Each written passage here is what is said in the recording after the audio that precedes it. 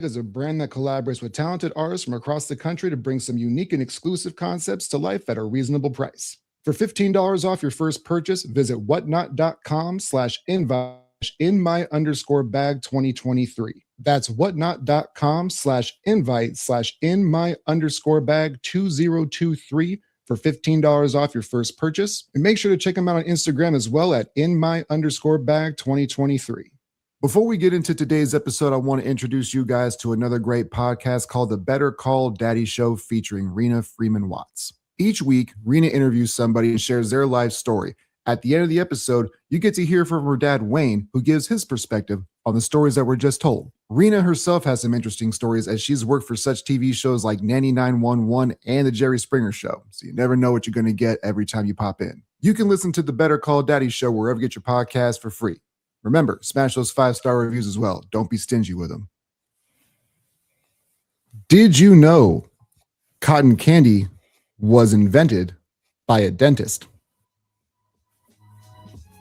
That makes so much sense. Those jerks just feeding candy to these kids and be like, hey, mom and dad, why don't you just bring those kiddos over here so we can go ahead and fill them cavities up? That's my fault.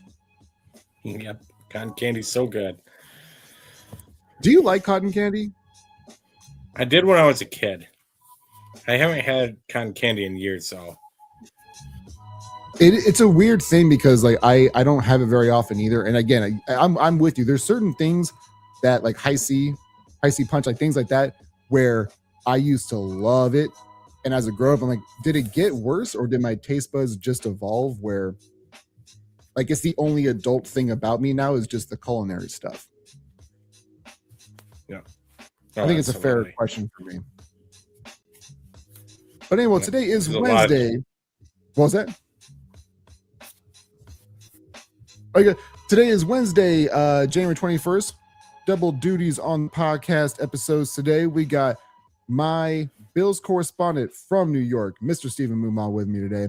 And as you can see, if you're watching us live on YouTube or the Sports Adventures page, I have my referee stuff with my whistle because I know that some of y'all are going to be complaining about this Bills and Broncos game. We are going to be talking about the AFC divisional game along with some other extracurricular activities that went on today with the Buffalo Bills. Steve, how are you? Good to have you back, my man. Thanks for having me. How are you? I'm doing well, man. Yeah, I did an episode earlier today with Mac Brooks. I know that you're a big fan of hers, and Uncle Philadelphia from Illinois, even though he's an Eagles fan. It was a fun, long episode. But it was a lot of fun. Always good to have them on. Always good to have you on as well. So I'm doing well. Glad to hear that you're doing well as well. So the divisional round, there's a lot to unpack here, right? Again, we're in this, and I'm going to blow the whistle on people if I need to. What was your takeaway from the game? Were you disappointed? Do you think that the season ended essentially where you thought it would? Ups and downs. What was your overall takeaway from the game and the Bills going forward after the loss? Even if we don't even put coaching into the realm of like the possibility roster construction, what was your overall synopsis of that game and what you think going forward? Well, as I said in the last episode that I was on, I was fairly confident going into this game on Saturday. The game started off, they held them to a field goal, and then Buffalo scored a touchdown. And then as they were driving again, it looked like they were possibly going to get up to 14-3 or even 10-3. And that's when the first turnover happened, when James Cook fumbled the ball. And I keep thinking to myself, oh no, that's not exactly what we need, especially when we're on the road in Denver, is to turn the ball over. And little did I know that was the first. Were you worried that he was going to do it again? Because it's been an issue for him this year, kind of putting the ball on the turf.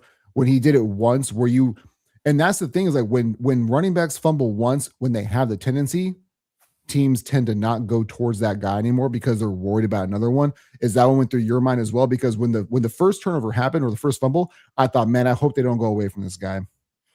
Yeah, no, that was McDermott's tendencies in the past, especially before James Cook had his breakout year last year, is when he would fumble early in the game, you would see him taken out for at least a quarter, maybe even a half before he came back. I knew he wasn't going to get taken out of this game. I knew he wasn't going to fumble again. I also didn't think that Josh Allen would turn into the fumble machine that he ended up being that game. He averages a fumble a game, though, over his last 8 playoff games, though. He averages like 1 a game, doesn't he? If I have that stat. I'm pretty sure, but it's what we talked I think about after it's not every single game, but I think he has 8 over the last 8 games, basically. It's like what we said after the Jacksonville game, was he was incredibly efficient during that game. He was a very mature quarterback, wasn't whining about the refs, and we were very impressed with how he conducted himself, and he looked like a true veteran quarterback leading his team. Saturday, he was far from that. And which leads me to the next point in the game, the play right before halftime. It was Looney Tune-ish. First of all, there's blame to go around on that play call. And, Sean McDermott, why are you being aggressive there? Just take a knee. In the words of Richard Sherman on that Thursday night clip, where he kept yelling, run the ball, take a knee. You got 20 seconds left, no timeouts. You know the state of our deep passing game. Why are you trying to play aggressive there? And Josh, when you see there's nothing there, slide. Get down. Don't try to be a hero there. There was no reason to lose, to let them get 3 points right before halftime. So instead of being 17-10 at halftime, it was 20-10. I'm pretty sure. I believe they were down 10 because, again, so I had watched the game when I got home from work. With the schedule I have now, I don't get to watch it in real time anymore. Saturdays or Sundays, I just don't get to. But I'm with you. When I saw that, when I rewatched it, because I saw things would pop up on my phone where turnover Josh Allen or turnover Josh Cook or turnover Josh Allen or turnover Josh Allen or turnover. It popped up a lot on my phone. And the first time when I actually rewatched it, I just thought this is the most cartoonish Looney Tunes fumble that I've seen since the Houston game, where he looked completely out of sorts. Like he didn't even belong in the NFL. It was wild to me.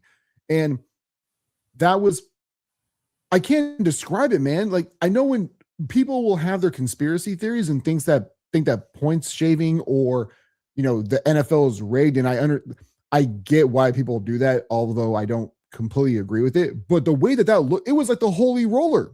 Like the Raiders in like the 70s and 80s, it looked like he threw it backwards on purpose. It just seemed like it was so outlandish. I can't wrap my head around that fumble at all.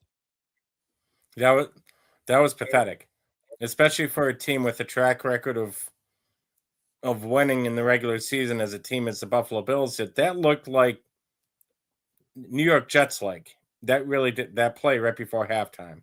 And it won't have a fancy name like the butt fumble, but it should. It needs to be designated as something because it was that bad. Atrocious. And then, of course, the first drive of the second half, this one, it's a look. You really can't do much on that. Try to protect the ball a little better. He was hit on his blind side, and he fumbled the ball. Next thing you know, Denver scores again, and you think this team is dead in the water. They're down 2 scores in the third quarter after back-to-back turnovers, and you think it's done. But, to their credit, and this has been a trademark of Sean McDermott teams, is when you think they're finished, they keep fighting till the very end. They ended up, they do give you that. And then when they end up taking the lead in the fourth quarter, 24-23, I was confident they were going to win that game. I really was. And then, and then reality hits you and you're like, I've seen this movie before. Why the hell would I think it now? Like, why would I think anything would be different this time around? Even then, though, they're about to go in for the score. They're up 24-23. Then Josh misses Khalil Shakir on the screen, which he probably would have taken for 6. A couple plays later, he misses a wide open Dawson Knox, which would have been a wide open touchdown. Yep. he may have put up 300 total yards to that game. They're empty was calories. off. They're empty calories is what they are. And then, in overtime, the Brandon Cooks play, which, if you go by the rule book, that was a good call. They did not botch that. I was about to blow the whistle on you. I'm glad that you did it. I was about to blow the whistle right in your ear. But here's the thing that people don't understand. If you've watched that play, that was an underthrow. Josh Allen's had two of those. Josh Allen's big underthrows. Josh Allen's deep throws has always been overrated. He has never been a great deep passer in his career. Hot take. Just because you can throw it far doesn't mean you're a great deep ball thrower. Exactly. And especially since he had that UCL injury, 2 or 3 years ago against the Jets, it feels like he's only completed maybe a handful of 40+ yards since then. That's about 3 years ago too. So before everybody goes and blames the officials, Josh Allen did not make good throws in that fourth quarter and overtime. Let's be honest here. He really didn't. And I think the thing is, with the Josh Allen thing, and I do want to be clear on one thing. I know that I get labeled a bad Bills fan. I think that people sometimes come around, sometimes they don't. But the thing is, I don't dislike the guy. I think that people need to understand that. I'm critical of him because other people don't see any of the flaws in his game the way that you and I both do. I'm not trying to exclude you from that, but when it comes to hyperbolic stands and just saying this guy's the greatest or the most talented player I've ever seen, the goalpost moves based on what your accolades are. And he doesn't have any except for the MVP he won last year, which you could even make the argument that should have gone to Lamar. And if you want to say that Josh should have won the beforehand, that's fine. The numbers still add the same. But regardless, where we are is people make so many excuses for the dude because they like him. It's kind of like with Burrow. And when it comes to in the moment when they lost to Denver, the only person who was actually trying to take accountability for what they did was Josh.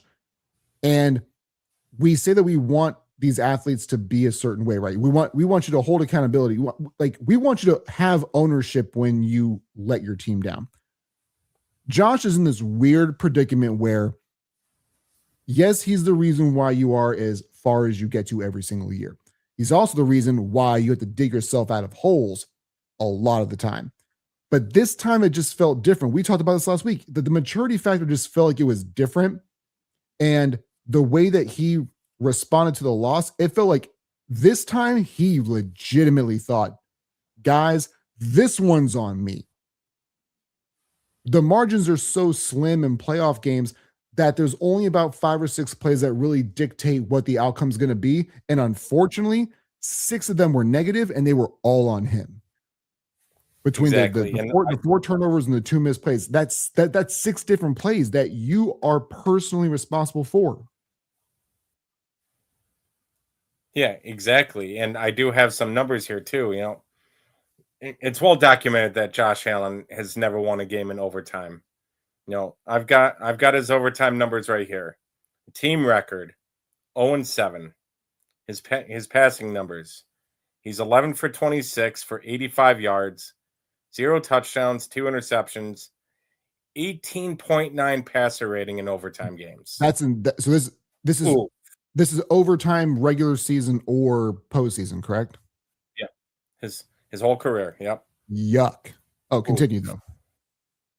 Oof. You know what?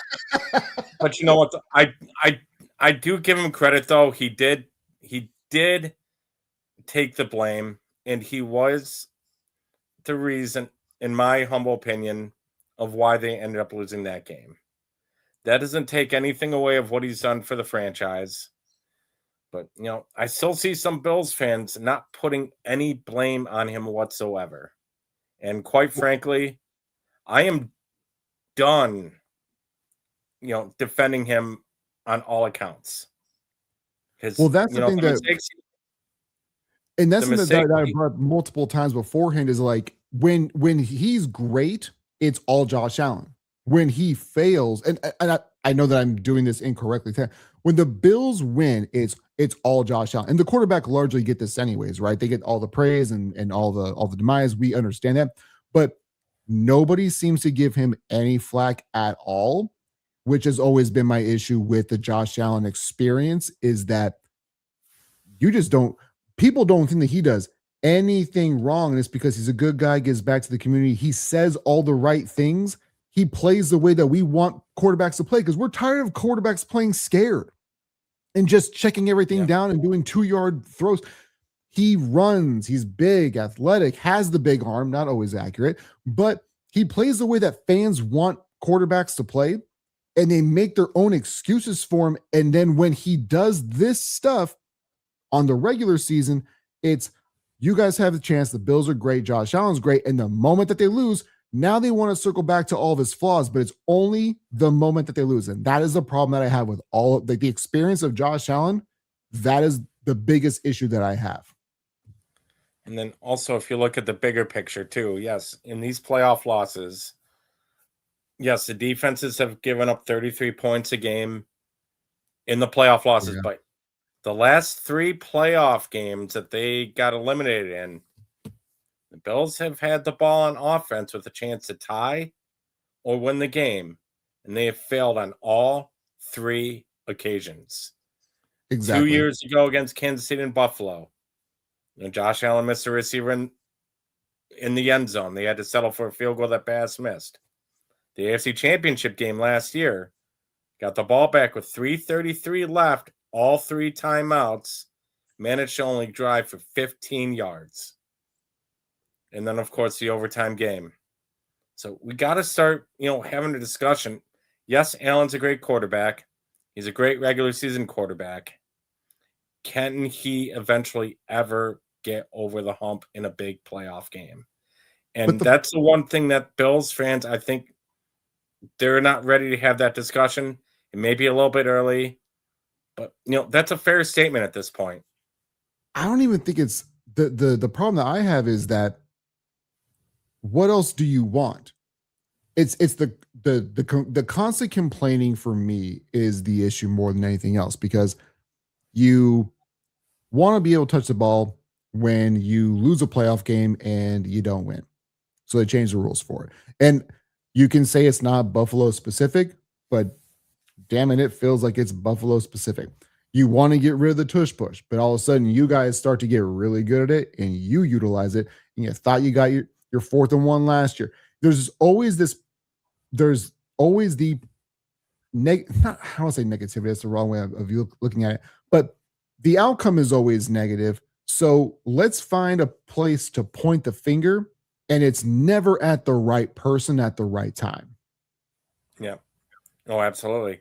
If you just go ahead and go through the stats of the game, the Bills outgained Denver by over 100 yards. They beat them in time of possession by almost twice as much. But what's the one thing that Denver beat them in? Turnovers. And that's the thing, that when you look at that, there is in no universe, if you score 30 on that Denver defense, there's no universe if you're Buffalo where you lose, except when you get the outcome that you got in the turnover battle. That's the only way. And that's the way it's always been, is if Josh is going to do Josh things, is that your ceiling? Is he has to be Superman, but his kryptonite is just playoffs? Like, I don't know, because you and I talk about this all the time, is you say you don't need a number 1 wide receiver, but you do. Now you want to, that's making more excuses for him. Now you need a number 1 wide receiver, but you didn't. So you got one with Diggs, and now you don't need him. And I keep saying this. I feel like Stephon Diggs is the Jimmy Butler of football, where wherever he goes, your team gets better instantly. And once they start losing, he's the locker room cancer, but he's the reason why you get turned around as well. And that's what it feels like, again, like everywhere. That's just my personal comp from NFL to NBA. Yeah, exactly. And once that game ended, I was just sitting there, and 10 minutes after that game, just thinking, this game just happened again. This happened again. I didn't watch any more football the rest of the weekend. I maybe saw a quarter. You wanted nothing to do with football, huh?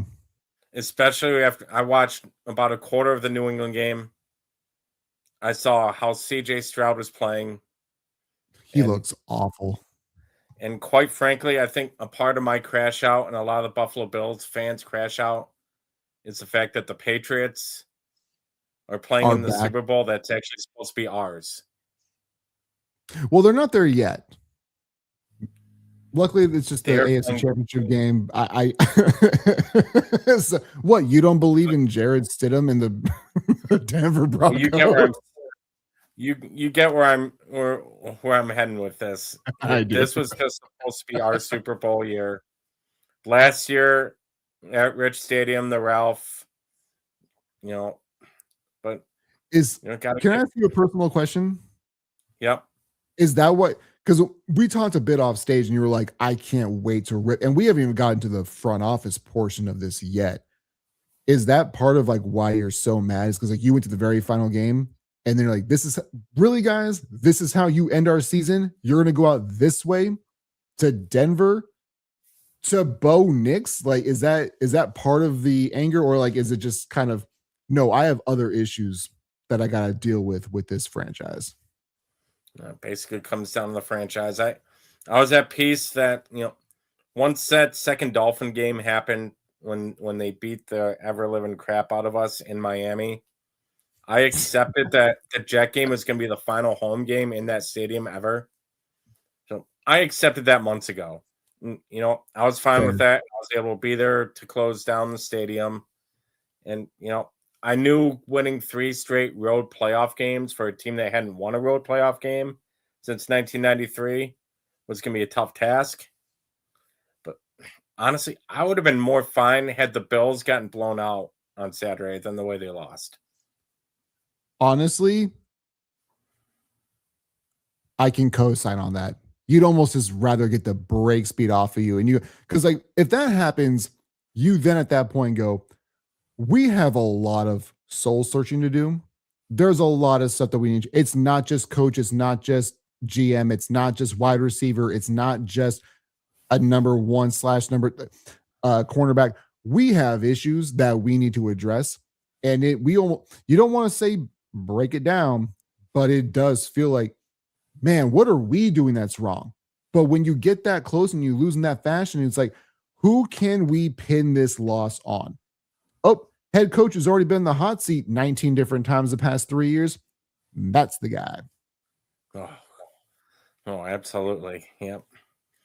Well, let's move on. Let's move on from the game to this. So I know that you've got some thoughts on. Let's start with the firing of McDermott first, and then we can kind of stair step through the other organizational issues, if you will. So, do you believe that McDermott should have been fired? Do you agree? And is there anybody you have in mind now that he's done? Is there anybody who think that would fulfill the shoes that he's left his own imprint in Buffalo, if you will? He's not Marv Levy by any stretch of the imagination, but he's the most successful coach they've had since him, and it's been 30 plus years. What do you think is like kind of the landscape and the avenue for them for a new coach? And also, do you agree with what happened to Sean? Yes, because as you recall, we were messaging back and forth maybe a few weeks ago when I first brought up there was an underlying tension, between him and Brandon Beane based on what he was saying in his press conferences, especially when it comes to the wide receiver. And reports have come out about 5 weeks ago. There was a meeting between him, Pegula, and Beane where McDermott openly criticized the state of this roster. And from what I've heard from sources is Beane and Pegula were not too thrilled with that. So right there, he was. They weren't thrilled with the criticism of the roster construction. Yep. From McDermott, they weren't thrilled with McDermott's assessment of the roster construction. Gotcha. Which if you've seen the clip from Brandon Beane's radio interview in April, he doesn't respond to wide receiver thing. That's hilarious, actually. Yeah, you shared that with me. Yep. Oh, but if you look at it logically, in any other different situation, is yes, you know, you 9 years with an MVP type quarterback, no Super Bowl appearances, by all like circumstances, yes, of course, you should get fired. You should be moved on.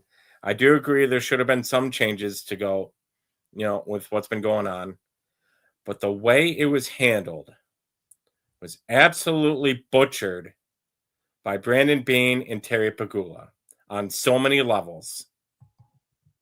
It's not even crazy. It's not even funny. Well, so I want to get to the chat real quick because I do want to piggyback off of that. So Keith says, didn't they say today during the conference that there was nothing there? I will tell you this, and I don't know Keith from anybody else. What I know, looking at every single press conference that has ever been done, they are all to protect their own job. Yeah. They will always say what they're going to do. Last time I checked, Nick Saban was never going to leave Alabama. He was never going to leave LSU. He was never going to leave the Miami Dolphins.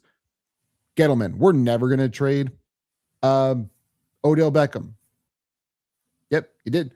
And there's countless. Those are the ones that always resonate with me because they're the most high profile people and coaches who said definitively they're not going to do something, and then right then, like within 12 hours, basically pulled the okie doke and then reverse stepped to do exactly what they said they weren't going to do. So I'm not sure exactly where you're saying that press conferences are all they're doing is they're just trying to save your own face and try to save your own job. That's the way that I look at these things. When it comes to losses, regular season, those types of things, you might get more organic things. But when it's season ending, that's where you go into protection mode. And I feel like, go ahead. And even last year after the AFC Championship game, Brandon Beane stated, they're going to wait 72 hours and wait and see.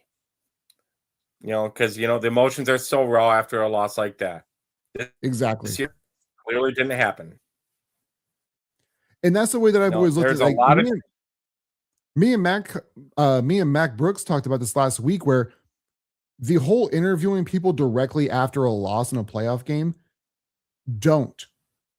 Same thing like when it comes to the way that I look at it is like, if you fire somebody immediately after a loss, the tension in that locker room or that organization had to be crazy for months, because you know that every time that your key card does work, you're worried about the next time that it doesn't.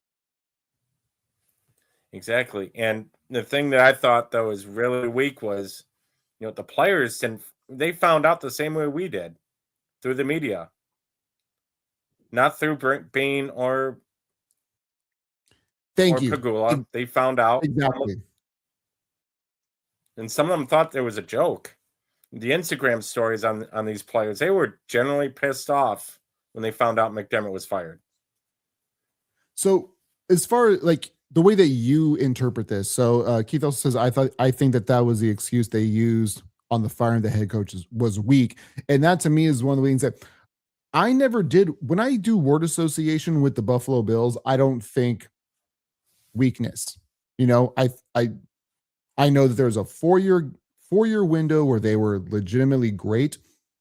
Then there was a lot of purgatory in the last 5 to 6 years. Yeah, you could argue 6 or 7. The expectations have grown, but there was a really big 2-decade window where they were just, yeah, I hope that you win. You're the little brother of the NFL, basically. But now the expectations, but I never did word association with bad ownership necessarily. And I don't think Pagula is a bad owner, but this felt like it was just the complete cop out of, I'm the owner, be the meat shield, Brandon, and just take it. And when I heard him defend himself, I'm like, this is hurting my character. My wife is in tears. I'm like, oh, we're doing political stuff now. You trying to act like you're a politician. I know that you are lying out your teeth, dude. You did something to stab McDermott in the back. Something. I don't know what it is, but you did something. And that man doesn't have a job. You got promoted. and Pagula's interrupting you to defend you. The whole thing just reeks, dude. I don't like any of it at all. Once I saw those snippets and I saw it in real, it wasn't just like a meme or a clip. I got to see most of it. It is awful. Especially when Pagula interrupted there and said, when somebody asked why they thought they lost, he interrupted and said, "Bad call." The thing that I have taken from this organization over the last 2.5 days, so many loser excuses made from this organization. It's not funny. It's unreal. I mean, I get where McDermott was coming from. Yes, he was on the field. He was pissed about what happened, standing up for Buffalo. Very admirable job.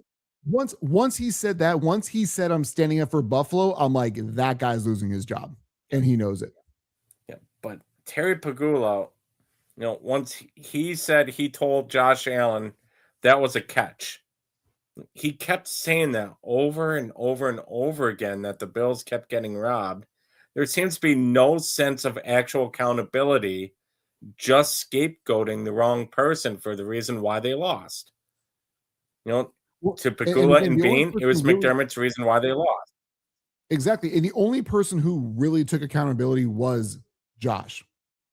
Like, when pro athletes cry, the thing is, like, there's a lot of people in this space, or just who consume it as fans, that don't understand that they're human beings. It's because the money's there for sure. But there's also this level of humanity that I think that people just can't connect, because there's a disconnect between fame and fortune and athlete and person on their couch saying you should have caught that.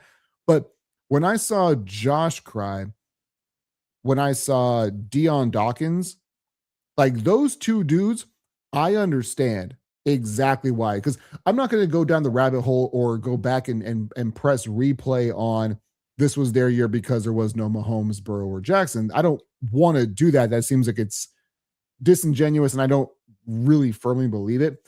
But this just felt like those two dudes have gone to war together in the trenches year after year after year. And Josh is going to be 30 soon. And every year we say, well, CJ's going to get one. Herbert's going to get one. Burrow's going to get one. Allen's going to get one. No, all of them are not. Nope. They're not all going to get one. So this almost kind of feels like when Dan Campbell, when the Lions first made it to the NFC Championship game with Dan Campbell, he goes, enjoy it. We may never get back here. Some people loved it because they said, well, that's humility. And some people said, of course you're going to be back. There is no guarantee. And this Buffalo Bills team with Tre'Davious White, Josh Allen, Deion Dawkins, Matt Milano, Jordan Poyer being back, these dudes, I understand why those guys are had the emotions that they had. I get that 100%.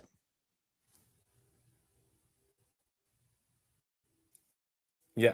Oh, absolutely. And and that's why I keep telling people is, yes, we kept making the playoffs year after year after year, but to me, the real chance to win it was in 2021. Josh Allen was playing out of his mind. They still had Diggs.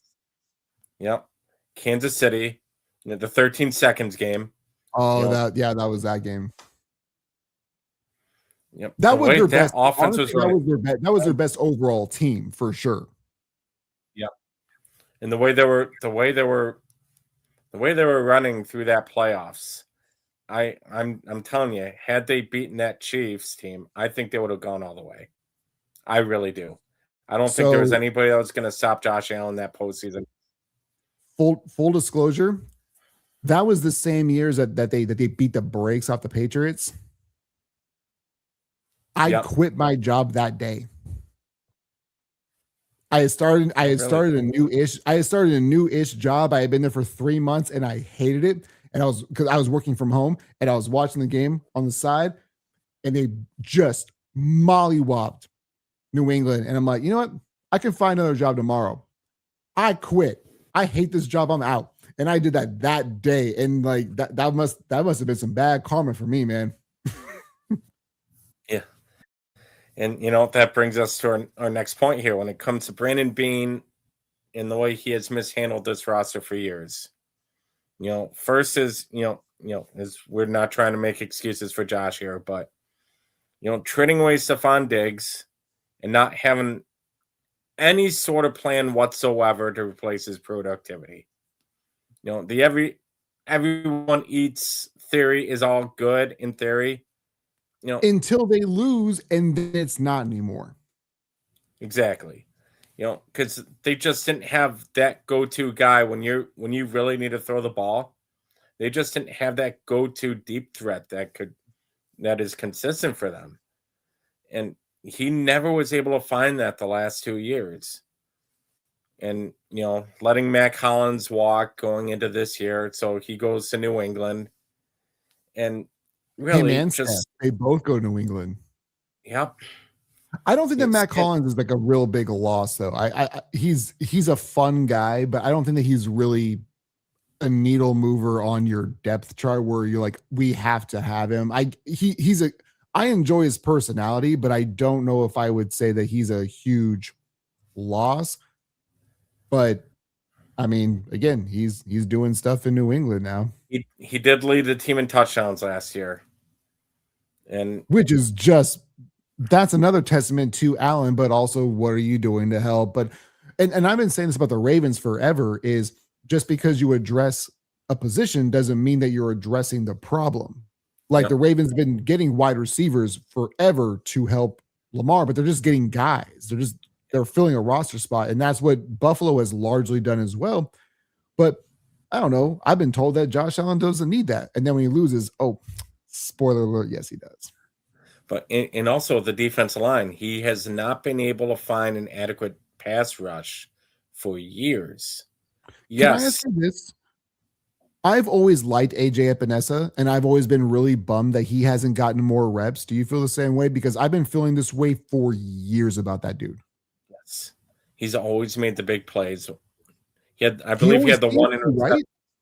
I believe he had the one play where he jumped up, intercepted the ball, and returned it for a pick six, all in one singular motion. And he did. Yeah, he's been a good player. He's made good plays. I believe his health has kept him off the field quite a bit, and that's just been the unfortunate luck. And then, when Von Miller first came here, the first 10 weeks or so, he was pretty good. Then his ACL tore on that Thanksgiving Day in Bro, I'm Detroit. not gonna lie. When they signed Von Miller, I was like, I know the contract looked ridiculous, but I thought, man, if he can just be good for 1 year, just be Von Miller for 1 year, it's a wrap. And that didn't happen. Yeah, and then after that, getting Joey Bosa, it's again he started off doing okay, but man, he was a no-show. He had that egregious personal foul in overtime, so it didn't even matter if that Taron Johnson pass interference was bull. You still had the roughing the passer right there. That's the thing. That's the thing with me too, is that the Bosa family to me just feels. I don't need to go anywhere on that tangent, I guess, but Bosa showed up in spots. But yeah, that roughing the passer, I know some people say that it's just a push, it's whatever. But dude, it's undisciplined, and the thing is that people are charging McDermott with that. The Bosas have been this way forever. You're not changing their mentality. If he's already frustrated with how things are going, you're not going to be able to in game just be able to be like, we need to restart this guy. He needs a system update. That doesn't work with the Bosas. Yeah, and you go with the discipline thing. That was one thing that was kind of frustrating me about this whole season to begin with. Did I think McDermott did a pretty good job this year as coach-wise? In the end, yes, I do think so. But there were a lot of times this year at the same time where this team just looked like where they thought all they had to do was show up and they were going to win the game by 3 touchdowns or more. They played with their food way too many times. Yep.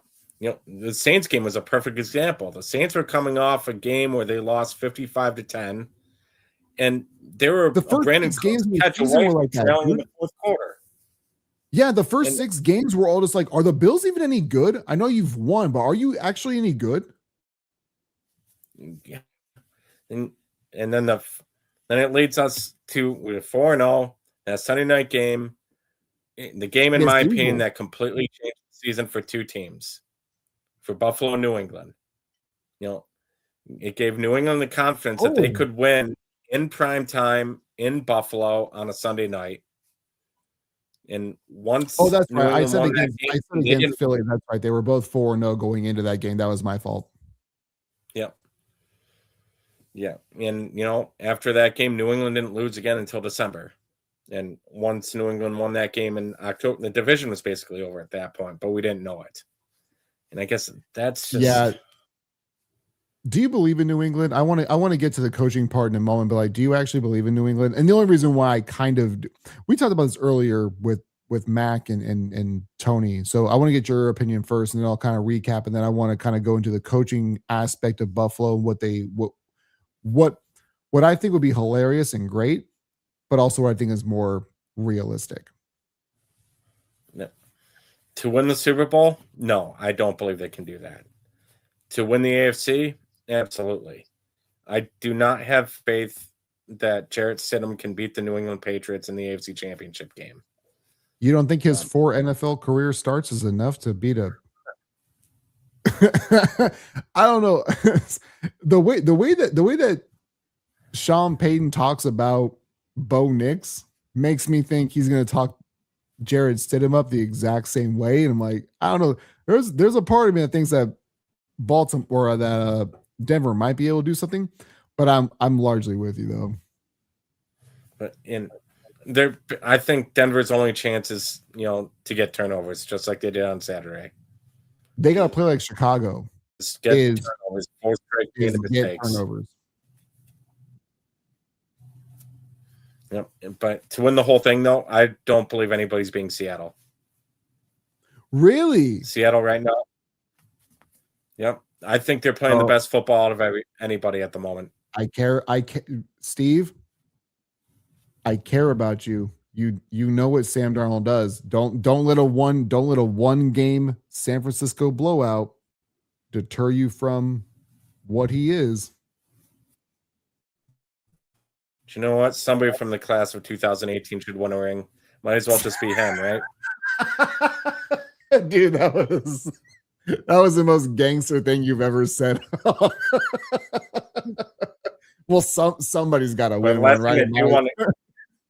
It might as well be the guy who spent 6 years in our division who everybody thought was awful. Why don't you just go ahead and win a Super Bowl? There we go. And if I may, one more thing on the front office and press conference today. The last thing that drove me absolutely nuts was Terry Pegula jumping in and throwing Sean McDermott under the bus for drafting Keon Coleman, while Keon Coleman's still on the roster. 100%. It's one thing you and me talk about on the air here. It's one thing for us to talk about Keon not being a good player, but to throw him under the bus with him on the roster and the way they're throwing the coaching on the roster, or under the bus, I should say, excuse me. What makes you believe that now this is an attractive job to take if you have an owner that's doing this and a general manager that's doing this? I'm so glad that you said that, because the thing with when it came to Buffalo, there's a salary cap, right? Everybody has the same amount of money. How you use it is on you. Whether the Eagles have been very creative with how they want to do things with salary versus signing bonuses and things of that nature. It's already not a great destination. And it's not a huge deal now as it used to be, because you can live wherever you want to and then just play wherever you are playing, right? There's so much money now where you don't have to live wherever you play. But it wasn't a great destination anyways, and you just made it exponentially more difficult when nobody thought that you were like this. No, everybody was kind of praising Pegula for keeping the Bills in New York, not letting Trump have them, not moving it to Canada.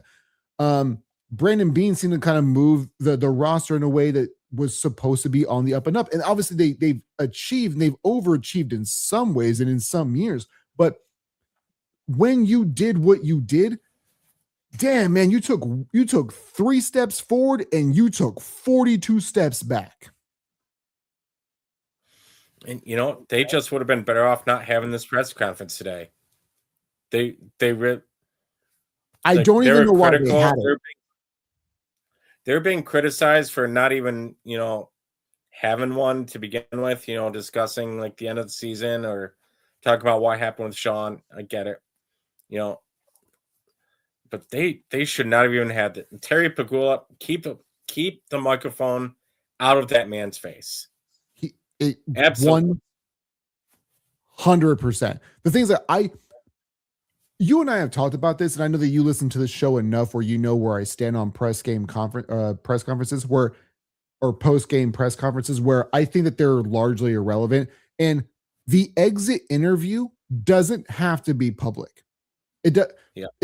I never even know when anything happens unless it's on my timeline. Like I don't go and actively search for who lost their job today. That seems like a really weird way to live your life, So I didn't even know that this happened until my buddy who lives in Florida messaged me and said, "Hey, you gotta watch this Pagula thing because him and Bean are wilding out."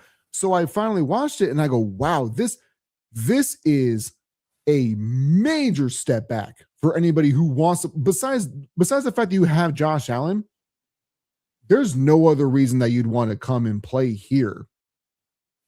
There really isn't."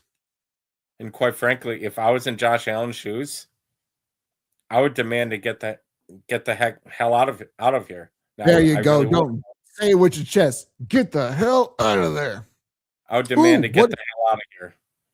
What I would have liked, I know I made this joke beforehand where it was with the Steelers and Ravens, where I wish they would have just traded coaches, Harbaugh and Tomlin. I feel like that would have been fun. What would be fun is if they had they not had gotten rid of McDermott, is just trade McDermott for somewhere else as well. But now we get to the thing, and I put this on the Sports Avengers page earlier about I don't know what I would do with my life if the Bills were to hire Bill Belichick. And then I decided to scroll through my phone, and what popped up on my timeline? Bomani Jones, who is my favorite person to listen to. And he had Nick Wright on. And he proposed the exact same thing apparently beforehand, but I didn't know that. Bro, what are we going to do if they end up getting Bill Belichick? Because I know they've already interviewed Joe Brady. And that's, to me, that seems it's either going to be Joe Brady or Brian Dable, which I'm not a big fan of rehiring or hiring either one of those two. But what if we got Bill Belichick? Because, dude, I think that he wants to absolutely mind the Patriots. And that ego with him would just dig that shit right in the ribs of Robert Kraft. I'd actually welcome it with open arms. You know what? Now that you kind of mentioned that, 'cause I was on the fence about that. I'm not sure how I would feel about it. But, I don't think it'll happen. I think it'll be funny. Yeah. I mean, he does have a pedigree of winning. But if you look at it from a football standpoint, though, he's got to be coach only. As a coach, absolutely, he's fine. But when he was general manager of the Patriots, even during Brady's last season, 2 years. Who would you rather have in charge of player personnel, Brandon Beane or Bill Belichick? For on the offensive side of the ball, because they've both been atrocious. I'm sorry. I just had to ask though. I don't have an answer for you on that one. It really is a tie for me. It's a toss up. They're both awful. No, my word.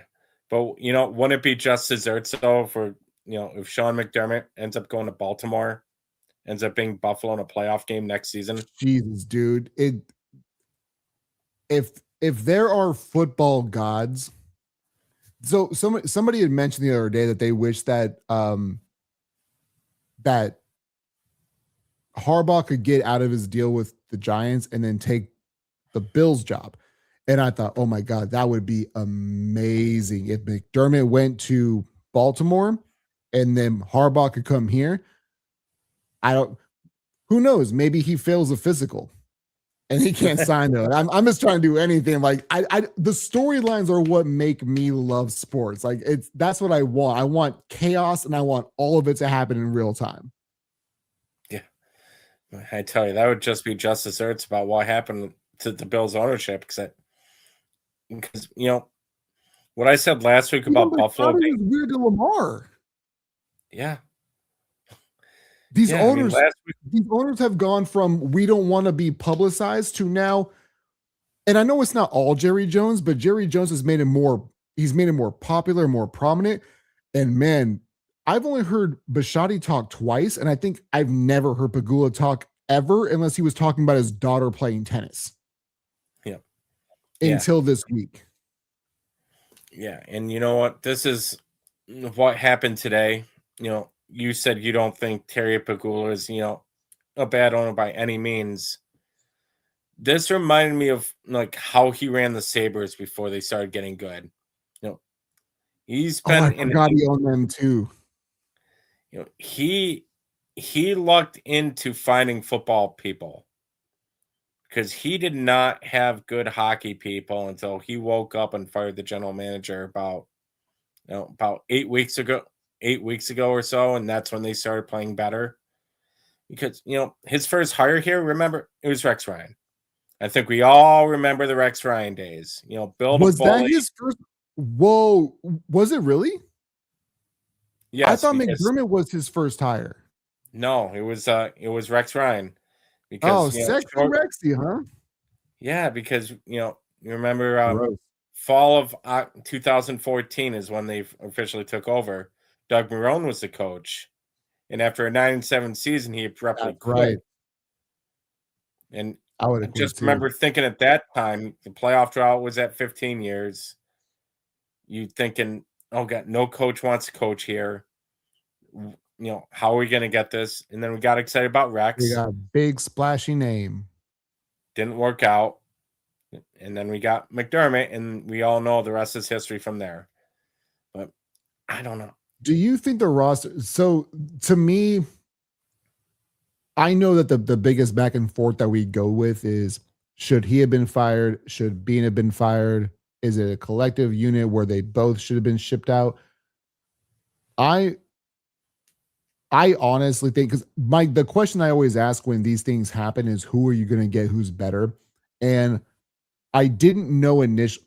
The timeline with McDermott with me is weird, because when they hired him, I thought, all right, maybe that's a good hire. I'm not really sure.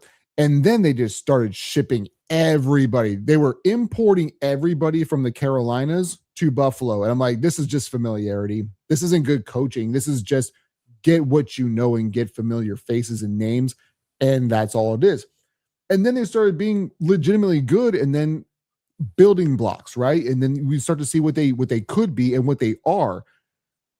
I don't know if you can get anybody better, because based off the track record of what their drafting has been under Bean, this team feels like it's overachieved. And to me, the numbers on defense specifically have been kind of skewed, because you're light up front.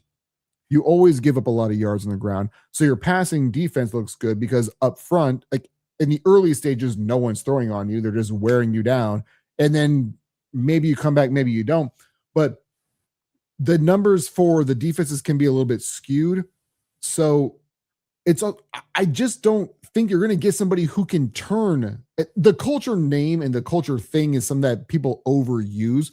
So I don't want to just make it seem like McDermott's a culture changer, because every time we see him, now that they've lost, it's McClappy. There's something that's trying to diminish his enthusiasm, but he does feel like he's a good head coach. And I don't honestly know on the market who you're going to get who's better to do what he did with that roster, besides just the guy named number 17.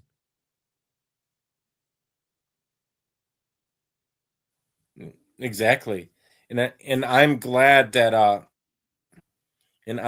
you brought up about drafting, because Brandon Bean, outside of Josh Allen, after Josh Allen, he's drafted 58 players. Yeah, I know the Pro Bowl is a joke. 2 of those players were Pro Bowlers.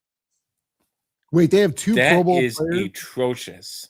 they've drafted only 2. Yes, out of 58. Now quarterbacks are weird because there's once you get to the playoffs, you're not technically eligible or however you want to label it. But they've only. Ooh, can I play a game? Can I guess them? Can I try to guess the 2 players that they've drafted since Josh Allen? I will go with Greg Rousseau. Did he make a Pro Bowl? Nope. No? So. Post Josh I just Allen. saw that statistic. I can't remember the 2 off the top of my head. I wasn't trying to put you on the spot. I thought you had it on you. I saw it earlier, but I'm being honest. Then I have no idea. I don't need to go to that. I don't need to put you on the spot like that. I thought you had it. I thought you had it lined up. It's all good, man. But yeah. So what's kind of the? Who are you going to get? Who's better? Like, because the thing is that you don't know who's going to be better because you have to give somebody. The only thing that I hate about the coaching carousel is that too many guys get recycled based off of who they've worked under. Like the Belichick tree is the ultimate one where I go, why are we still doing this? You're not Bill Belichick, but we keep hiring guys under that tree. Now we've stopped that now, but it used to be of just, we could just recycle you. Same thing with Nick Saban. So there's probably a new head coach somewhere that could maybe bring in some new life, but I don't know anybody off the top of my head who I think can get better out of this roster right now. See, and that's the thing about letting go of McDermott at this point. It's a lot of the other coaching vacancies are already on the second round of interviews for their candidates, and the Bills are just starting their coaching search right now. Do you think it's too late to start it? Because they just fired McDermott like 90 hours ago. So is it too late to start it? Or I guess for me, like we talked about this earlier, if you knew you were going to fire him, you probably should have at least started your due diligence going into it. You should have had somebody on the back burner of who you would hire, but also some people didn't think that this job would even be available. That's what the Harbaugh thing caught up. See, that the reason why I brought up that meeting 5 weeks ago is I do not believe that they would have let him go the way they did without having at least some plan in place, or at least you'd hope so. Exactly. You would think so, at least. But I tell you, I can tell you who I don't want. I do not want Joe Brady to be the head coach. Do you want Brian Daboll back? Because no, I don't. No. And Matt Campbell Clint Kubiak. Right. I want to get to the chat real quick. Yeah. So Keith, I want to make sure because I'm pretty sure that's a friend of yours. I don't recognize that name. Keith McMonagle. Yep. All right. I am an expert in namiology. I said that was horrible. They should have never. Oh, that was way back there. Matt Campbell. Hey, Matt Campbell. Good to see you here, man. Another Bills fan. We love. Hey, this is a Bills. We don't do very many Bills specific podcasts, so I'm glad to have you back here with us. Howard Kurtz, who's part of the Avengers but never posts anything because he's a baseball guy and he's weird like that, says this is such a bad cycle for new coach because of how many recycled coaches are available. Baseball people are fine. It's just he never posts in the Avengers thing, and like. Why did I bring you in to be part of the group if you're not going to contribute? Best answer is to take a flyer and probably Shula. Clint Kubiak. I've seen Clint Kubiak, and this is where we start to get into this process of, do you want to go for why would you want Clint Kubiak? Is it because his last name is Kubiak? Is it because his offense was good this year? Like, what is the justification? Because every year we see somebody go from a tree or go from one situation and then go into another. And some people are just great quarterbacks, but they're not great coaches, right? Like we see this, Josh McDaniels is the perfect example of, dude, you're not a head coach. The leadership, everything else does not match up. But dude, you know how to run an offense. I don't know with Kubiak, but the Bills were in such purgatory for so long, and you finally had some stability that you better get somebody who's going to win right now. Because again, we talked about Josh Allen is 30 years old, basically. Like he has a prime, if you want to, left over, but it's not very long. if you don't win a Super Bowl in the next 3 years ish, you're cooked with that dude as your quarterback, I believe. He says it's not baseball season. I don't even think 3 years. I think 2 years tops. I really am starting to think that that's all that they got left with Josh Allen. Well, the thing His is, cap hit he's evolved each way year the better next as a couple of passer, years. right? I'm sorry? Well, the thing is that we know that he's evolved. When we get into these conversations, like Lamar was looked at as a running back, and now we say, well, he's a much better passer now. He is, but what makes him so much more effective as a passer is the fact that the legs are still part of the equation. When with Josh, we've seen him be so much more of a drop back passer the last couple of years that I think his game is going to age better than Lamar's does. But if you want to take years off of somebody's legs, keep doing that tush push as much as you're doing. Like, he's going to need to be able to be available. And because I'm with you, I said 3 just because I was trying to be somewhat optimistic, which is weird because when I do that, the Bills always lose. Spoiler alert, they lost last week. But I do think that this is something where if they don't maximize it in this 3-year window, 2, 3, they are cooked. It's done. Just trade Josh Allen, get rid of that awful contract, start from scratch and move on. Yes, and that's why I think, as I'm trying to play devil's advocate with just forgetting what happened today is, that's why, maybe Brandon Beane will finally actually be aggressive. Because he had moments this year, which is why I wanted him gone, which was quite frankly embarrassing. I mentioned the radio interview back in April. The trade deadline that was legitimately hilarious. I never thought that he'd be that guy, but that was real funny. The trade deadline when he opened up and let out that they were trying to trade for Jalen Waddle and said they wanted a first-round pick in 2026, but he offered a first-round pick in 2027. Then they said no. That's what was reported. Not doing anything at the trade deadline to get a weapon that, that was needed, quite frankly, because, this wide receiving core was pretty pathetic, if you ask me. If you got to be throwing balls to McCole Hardman and Brandon Cooks in the divisional round of a playoff game, come on. It's just so funny, though, because when names get brought up, fans will be very easily able to handpick things based on moments, right? So when Gabe Davis was re-signed by Buffalo, he had that great game against Kansas City in the 13-second game. Yep. And what has he done since? Because when that game happened, I told y'all this is a flash in the pan. This is a moment. It's a good moment. He's not a great wide receiver. It just happened to today win his way. McCole Hardman. Oh, well, they scheduled this play up the same one that they won in the Super Bowl with Kansas City. Obviously, they found a package for him. No, it's one play.